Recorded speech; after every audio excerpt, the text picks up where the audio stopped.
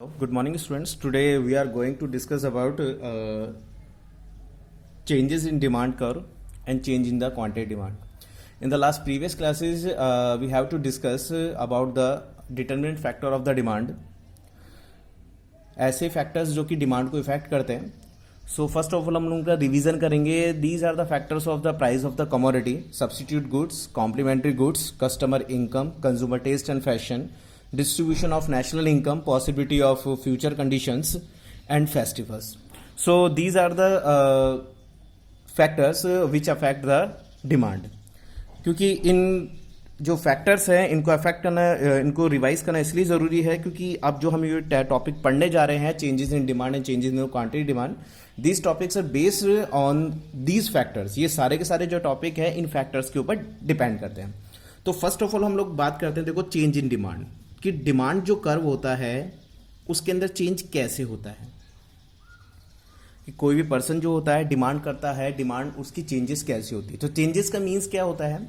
It means that या तो demand increase होगी या डिमांड डिक्रीज होगी. अगर हम चेंज की बात करते हैं तो किसी भी चीज़ में अगर चेंजेस आता है, we will discuss about the changes. तो changes means fluctuation of demand. It means that demand will be increase और डिक्रीज. सो ध्यान रखना, जहां भी चेंज इन डिमांड की बात आती है, जहां भी चेंज इन डिमांड की बात आती है, शिफ्ट इन डिमांड की बात आती है, तो दो ही चीज के तरह चेंजेस होते हैं, या तो डिमांड इंक्रीज होती है या डिमांड डिक्रीज होती है. तो फर्स्ट टॉपिक हम लोग बात करते हैं चेंज इन डिमांड. ध्यान रखना, चेंज इन डिमांड के अंदर जो डिमांड जो चेंज होती है वो उसके अंदर price of the commodity will B constant. कि कमोडिटी की प्राइस जो होती है वो हमेशा कॉन्स्टेंट होती है. डिटरमिनेंट फैक्टर्स के हम लोगों ने 8 जो फैक्टर्स पढ़े थे उनमें से प्राइस ऑफ कमोडिटी जो है वो हमेशा कांस्टेंट रहती है. क्यों रहती है? रीजन क्या होता है कि डिमांड और प्राइस के बीच में तो कौन सा रिलेशनशिप होता है? It has a negative relationship.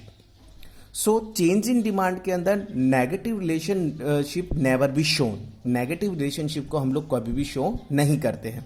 तो हमें केवल ऐसे ही फैक्टर्स लेने हैं जो चेंज इन डिमांड के अंदर जो पॉजिटिव रिलेशनशिप को शो करें. ठीक है. अब पॉजिटिव रिलेशनशिप को कौन कौन शो करता है? जैसे customer income increase then the demand increase, customer income decrease then the demand decrease. Substitute goods, complementary goods, consumer taste and fashion, distribution national income, possibility of future conditions, festivals. तो these are the factor that have a positive relationship. तो ये सारे ऐसे factors हैं जो कि positive relationship को रखते हैं. तो इन्हीं फैक्टर्स के बेसिस के ऊपर हम लोग क्या करते हैं? डिमांड को चेंज करते हैं. तो देखो, चेंजेस डिमांड होता क्या है कि when the price of commodity will be constant. कि प्राइस ऑफ कमोडिटी हमें क्या रखनी है? कांस्टेंट रखनी है. क्यों रखनी है? रीजन क्या है? Because of the reason is that the price of the commodity and the demand have negative relationship और inverse relationship. So then the demand will be changed. Demand will be changed means it means that demand will be increase और decrease. या तो demand increase होगी या decrease होगी. किसके वजह से? Due to other factors. अब अदर फैक्टर्स के अंदर हम लोगों ने क्या किया? प्राइस ऑफ कमोडिटी को तो कांस्टेंट रख दिया. अदर फैक्टर्स के अंदर हम लोगों ने क्या इंक्लूड किया? Consumers income, consumer taste, fashion etcetera. तो इन सब चीजों को हम लोग क्या कर रहे हैं? इंक्लूड कर रहे हैं. तो this types of change known as, कि इस टाइप का जो चेंज होता है उसको हम लोग क्या कहते हैं? चेंज इन डिमांड के नाम से जानते हैं. अब ध्यान रखना, चेंज इन जो डिमांड होता है उसमें डिमांड कर्व या तो राइट साइड शिफ्ट होगा और सेकंड होता है लेफ्ट साइड शिफ्ट होना. When the demand curve shift right side it will be known as increase in demand. Right side means अगर आपके सीधे हाथ की तरफ जाता है तो it will be known as the increase in demand. If the demand curve shift left hand side, उल्टे हाथ की तरफ जाता है, then it will be known as decrease in demand. First of all discuss करते हैं, देखो, इंक्रीज इन डिमांड या राइटवर्ड शिफ्ट. अब देखो, इंक्रीज इन डिमांड क्या होता है कि it refers to rise in demand. कि डिमांड के अंदर क्या हो रहा है? राइज हो रहा है due to change in other factors. Other factors के अंदर हम लोगों ने क्या इंक्लूड किया? Consumer income. कंज्यूमर इनकम को हम लोग क्या करते हैं? इन्वॉल्व करते हैं, इंक्लूड करते हैं. कैसे? If consumer income will increase then the demand of the commodity will also be increase. If consumer income will decrease, then the demand for the commodity will also be decrease. So it has positive relationship between the income and demand. तो it refers to rise in demand due to change in other factors. other factors में हम लोगों ने क्या लिया, consumer income को. अब क्या ध्यान रखना है, ध्यान रखना प्राइस रिमेन कांस्टेंट, प्राइस हमेशा कांस्टेंट रहेगी, ये बात हमेशा ध्यान रखना. जैसे फॉर एग्जांपल मैंने आपको एग्जांपल बता रहा हूँ, देखिए कि इफ द कंज्यूमर बजट या consumer income is 100 rupees and this pen price is 5 rupees, then when the consumer income is 100 rupees, then consumer purchase 20 pieces या 20 units of this pen. If consumer income will increase 100 to 200 rupees, अगर consumer की income बढ़कर के 100 से कितनी हो जाती है 200, पैन की प्राइस तो बिल्कुल कांस्टेंट है. अब पैन की प्राइस कांस्टेंट है तो इसमें अब 200 रुपीज़ में कितनी यूनिट्स परचेज करेगा, कितनी कर सकता है वो 40 यूनिट्स. तो डिमांड के अंदर चेंजेस किसकी वजह से आ रहा है, डिमांड के अंदर चेंजेस प्राइस की वजह से नहीं आ रहा, केवल किसकी वजह से आ रहा है, कंज्यूमर की इनकम की वजह से. कि कंज्यूमर की इनकम जो है पहले 100 थी तो वो 20 यूनिट्स परचेज कर सकता था, अब 200 है तो 40 यूनिट्स परचेज कर रहा है. सिंपल सी बात यह है कि अगर आपके पास पैसा ज़्यादा होता है, मनी आपके पास ज़्यादा होती है, तो आप गुड्स को ज़्यादा परचेज कर सकते हो. आपके पास इनकम कम होती है, मनी कम होती है, तो आप पैसा कम परचेज कर सकते हो. डायग्राम में देखिए कि the price of commodity will B constant, कि प्राइस जो है कमोडिटी की वो तो हम लोगों ने देखो OX एक्सिस पे तो हम लोगों ने क्या रेफर्स किया है, क्वांटिटी डिमांड को. OY एक्सिस ऑलवेज भी refers price. OX axis refers the quantity demanded and OY axis refers always price. Price of the commodity will be constant, कि 5 रुपीज़ जो है पेन की प्राइस हम लोगों ने कांस्टेंट रख दी है. स्टार्टिंग जो डिमांड है DD जो है वो आपका डिमांड कर्व है. The shape of the demand curve always be left to right, downward sloping, हमेशा लेफ्ट टू राइट नीचे की तरफ डाउनवर्ड स्लोपिंग इसकी होती है. तो देखो जब कस्टमर की इनकम डिमांड क्या इनकम कितनी थी 100 रुपीज़ थी, तो 100 रुपीज़ के ऊपर वो क्यू यानी कितनी यूनिट्स परचेज करता था 20 यूनिट्स. 100 रुपीज़ पर कितना होता था उसका 20 यूनिट्स होता था. When customer income will increase, कि कस्टमर की इनकम कितनी हुई 100 से कितनी हो गई 200. अब जैसे ही इनकम बढ़ेगी तो इनकम इंक्रीज होगी, then the demand curve will also भी इंक्रीज, तो डिमांड कर्व भी इंक्रीज होगा. Then demand curve will be shift rightward, right hand side shift हुआ, तो कहां से शिफ्ट हो गया D से D1, D to D1, and quantity will also भी increase Q to Q1, and quantity will increase कितना हो गया 40 units. Quantity will increase 40 units. So हमने अगर रीजन क्या दिया, इट इज नॉन एज, इसको अपन क्या बोलेंगे इंक्रीज इन डिमांड. क्यों बोलेंगे, consumer income increase then demand curve shift rightward. ध्यान रखना इंक्रीज इन डिमांड क्या होता है कि price of the commodity will be constant, कि प्राइस ऑफ द कमोडिटी हमेशा क्या रहेगी कांस्टेंट रहेगी. Then demand will be change due to the customer income, demand जो होती है कंज्यूमर इनकम की वजह से क्या होती है चेंज होती है. If consumer income will B 100, then the units of the commodity 20 units. If consumer income will increase 200, then the unit of the commodity will be 20 to 40, यानी Q से Q1 हो जाएगा, ये D से D1 हो जाएगा. और equilibrium point here E equals to equilibrium, EQUILIBRIUM, संतुलन बिंदु बोलते हैं. इक्विलिब्रियम जो है वो E से कहाँ शिफ्ट हो जाएगा E1 पे. ध्यान रखना किसकी वजह से चेंजेस हो रहा है, customer income will be included in the other factors. अब देखिए ये तो क्या था इंक्रीज इन डिमांड था. सेकंड बात करते हैं हम लोग अब डिक्रीज इन डिमांड. अब देखो decrease in demand it will be known as the left hand side, यानी left side shift. Decrease in demand same वही चीज़ है कि it refers to fall in demand, कि डिमांड के अंदर फॉल हो रहा है, falls in demand due to changes in other factors. Other factors means customer income.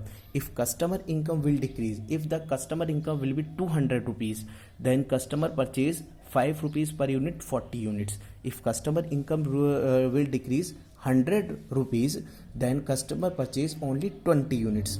Price always भी कांस्टेंट, प्राइस हमेशा कांस्टेंट रहेगी. सेम देखिए डायग्राम के अंदर कि प्राइस जो है वो तो आपकी क्या है बिल्कुल फिक्स है, प्राइस के अंदर तो कोई चेंजेस ही नहीं हुआ.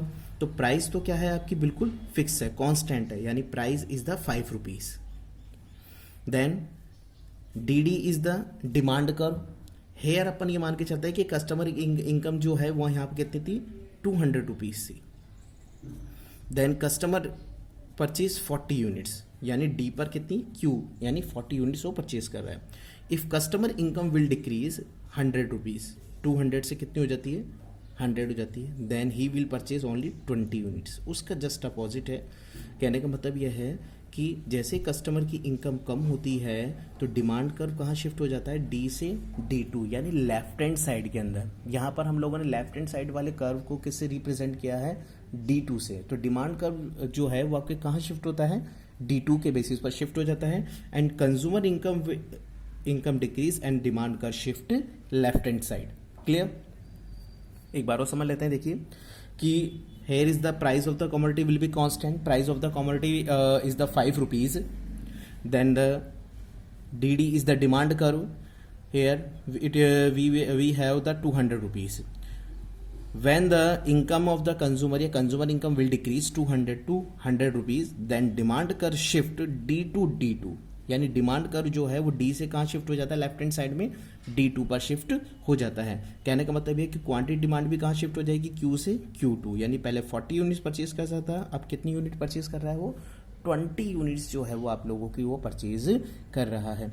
तो यहाँ पर हम लोगों ने कौन सा टॉपिक क्लियर किया, changes in demand. Changes in demand किसके वजह से होता है, the price of commodity will be constant, the demand curve shift या demand curve will be change due to the other factor. Other factors it means that consumer income, substitute goods, complementary goods, taste, fashion, distribution, national income, possibility of future conditions and festivals. Because of ये factors हम लोगों ने क्यों लिए, because of reason is that these factor has the positive relationship between us, वो एक दूसरे के बीच में positive relationship रखते हैं। जबकि हम लोगों ने price of commodity को include क्यों नहीं किया, because of the reason is that price of commodity and demand has the negative relationship। अब देखिए नेक्स्ट टॉपिक हम लोग बात कर रहे हैं चेंजेस इन क्वांटिटी डिमांड।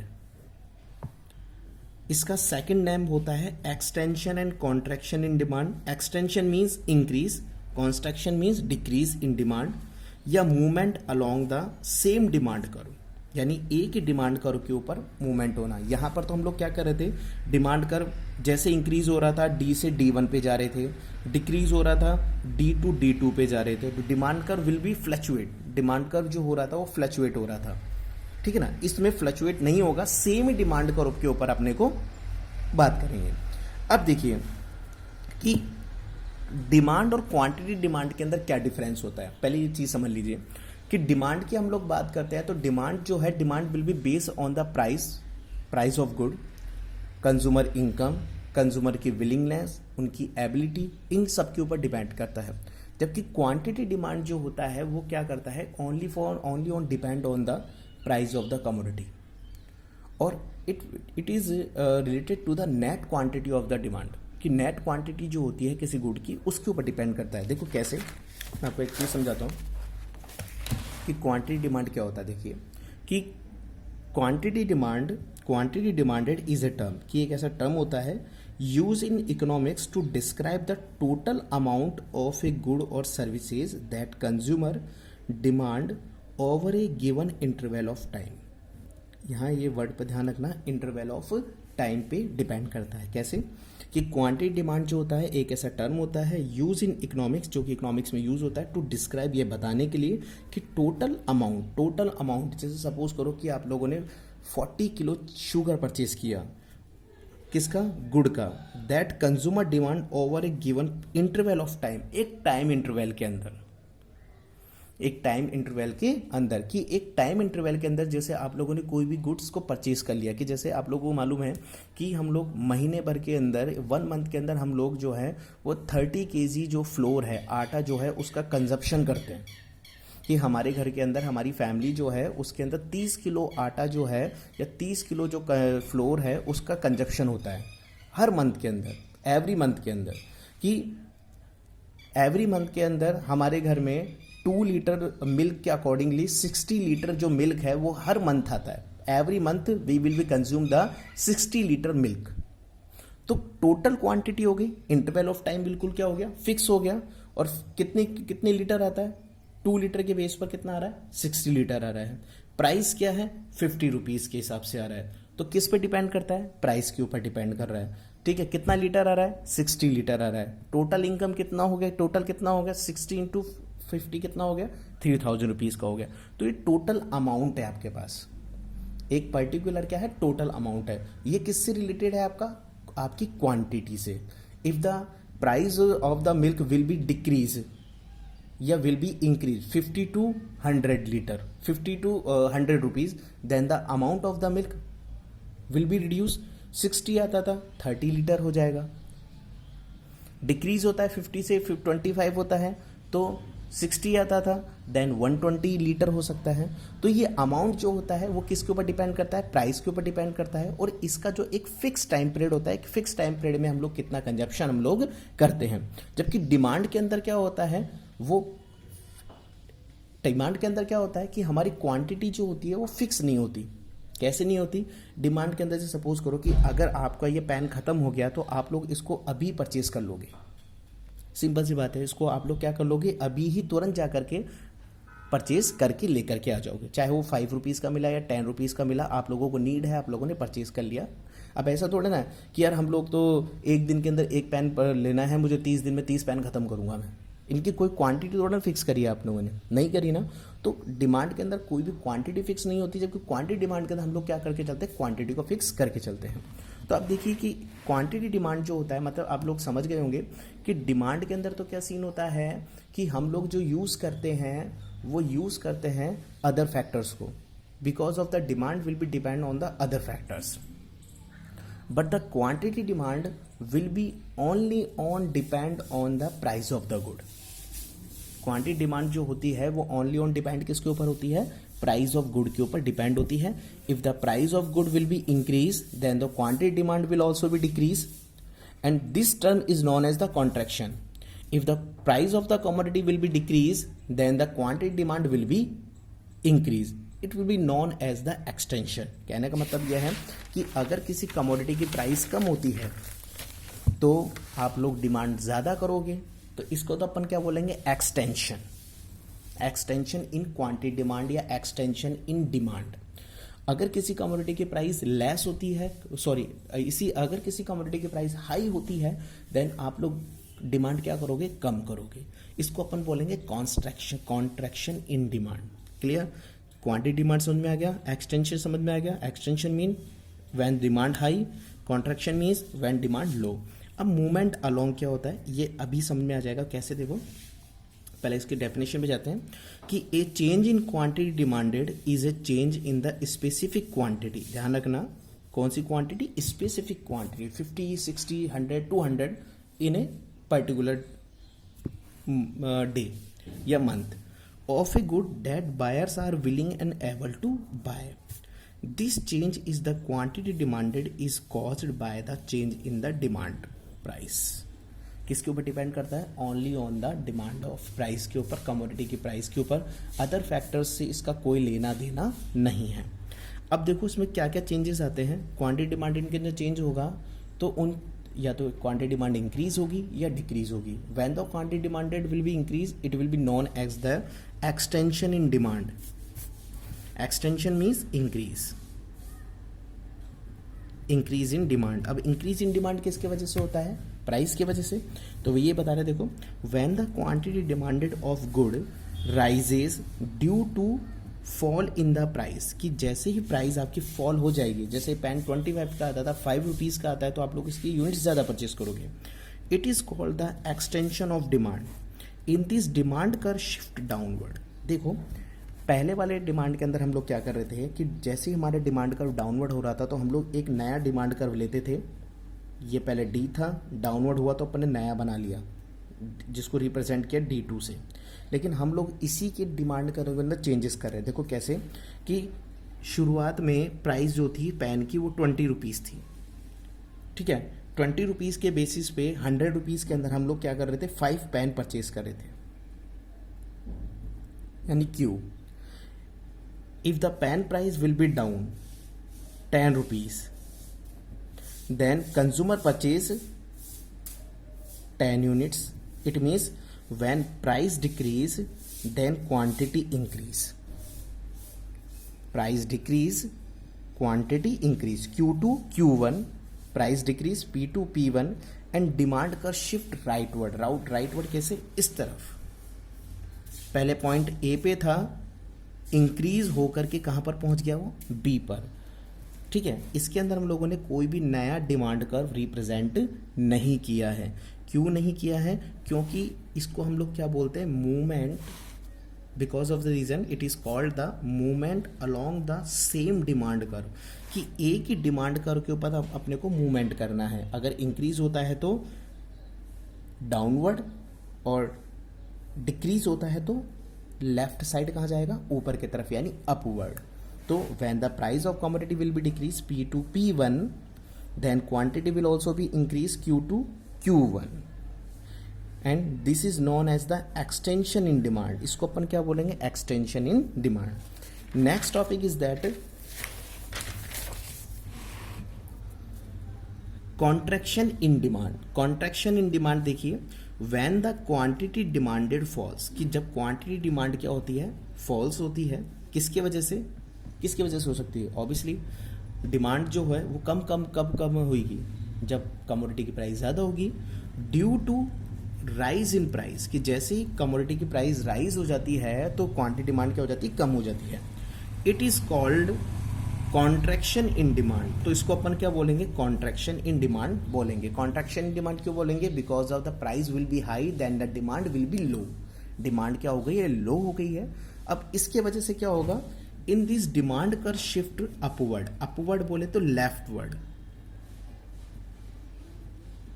क्या बोलेंगे इसको, लेफ्टवर्ड शिफ्ट हो जाएगा। कैसे, कि देखिए कि पहले प्राइस जो थी वो 10 रुपीज थी पेन की, जिस पर कस्टमर जो है 10 यूनिट्स परचेज करता था 100 में, यानी क्यू थी।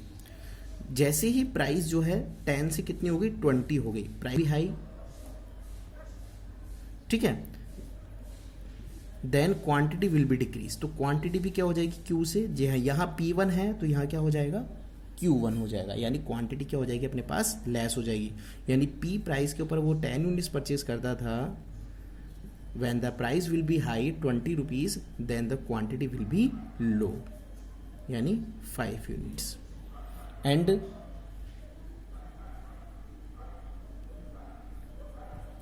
will be low. So this is known as the contraction in demand. अब देखिए contraction in demand, इस चीज को हम लोग क्या कर सकते हैं आगे, इसको इस वाले डायग्राम से भी रिप्रेजेंट कर सकते हैं कि स्टार्टिंग प्राइस जो है, एक ही डायग्राम में दोनों को बना सकते हैं कि स्टार्टिंग प्राइस P थी जिस पर क्वांटिटी Q है, when the price high quantity reduce, price decrease quantity high. Clear? So today we have to discuss on the topic